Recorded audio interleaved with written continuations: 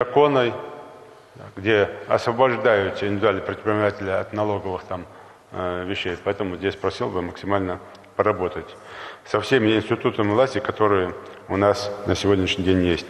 Поэтому здесь максимально работая в этом направлении, мне кажется, еще надо учить такую сферу влияния, как оказание государственных услуг.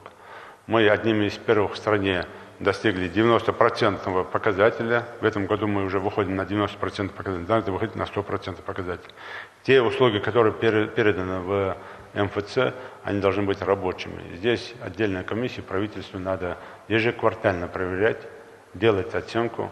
Да, у нас огромное количество жалоб ушло после того, как мы создали МФЦ. Это говорит о том, что все-таки МФЦ дает хорошие результаты. Но все равно надо проверить, насколько оперативно, насколько быстро решаются вопросы. Есть ряд моментов, когда человек, приходя в МФЦ, получая справку по тому или иному ведомству, должен еще идти в министерство того или иного места, и там еще эту справку подтверждать. Надо уходить от этих вещей, это даже уголовно наказуемые вещи. Поэтому просил бы обратить на это внимание. Сегодня в республике обеспечено 156 окон приема заявителей через МФЦ. И оказывается более 200 услуг, в том числе более 50 услуг это для бизнес-сообщества. Это хороший показатель, если брать в сравнении с регионом. На это обращаю внимание.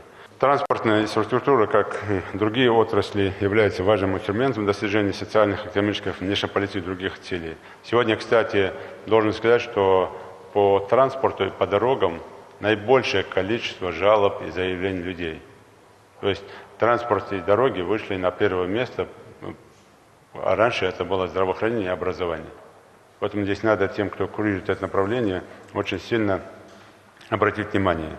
Да, транспорт – это гарант развития экономики, но в нашем случае это гарант стабильности среди гражданского сообщества. На это тоже обратите внимание.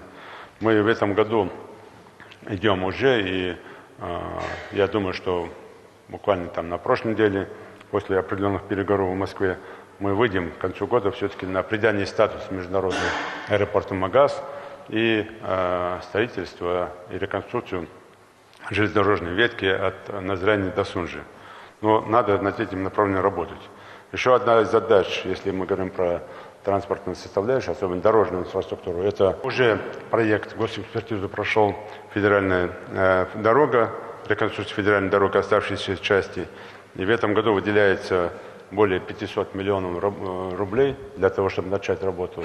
Основной объем работы, конечно, будет в 2019 году. Здесь тоже должен контроль со стороны и органов правопорядка, и со стороны правительства за качеством и своевременным освоением этих средств. И одним из таких ключевых достижений, в том числе стратегических, это то, что принято принципиальное решение о приеме на федеральную собственность двух участков дорог. Это Нестеровская, Таргим и выход на военную грузинскую дорогу. Это стратегический проект, в том числе и для туристического потенциала. И, конечно, это будет такой хорошей помощью для бюджета республики. И второй проект, это небольшой, но тем не менее, это дорога от федеральной дороги на аэропорт. Вот эти два участка будут приняты. Но, опять же, правительству надо работать над проектом по передаче федеральной собственности дороги Назрань-Малгобек. И Малгобек-Горогорск в сторону Горогорска. Поэтому поработать здесь над этим направлением. Это важная тема. Уважаемые коллеги, сельское хозяйство в стране сегодня одно из динамично развивающихся отраслей. И, конечно, большой объем работы проводится и у нас в республике. Объем произведенной продукции сельского хозяйства в 2017 году достиг 8,6 миллиардов рублей. Приоритетным направлением развития сельского хозяйства является привлечение масштабных частных инвестиций в производство и переработку сельскохозяйственной продукции.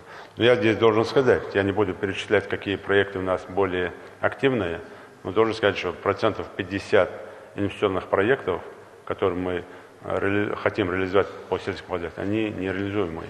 Здесь я вижу слабую работу все-таки министерства в плане того, что не совсем качественно изучаются эти проекты, в целом блока сельскохозяйственного правительства. Здесь надо очень серьезно поработать в этом направлении, обратить на это внимание.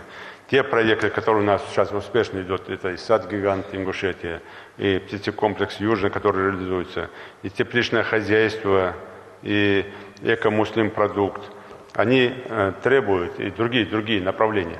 Они требуют не просто поддержки, а пристального внимания председателя правительства, правительственного блока. Поэтому здесь я просил бы и требую держать эти вопросы этих людей на личном контроле.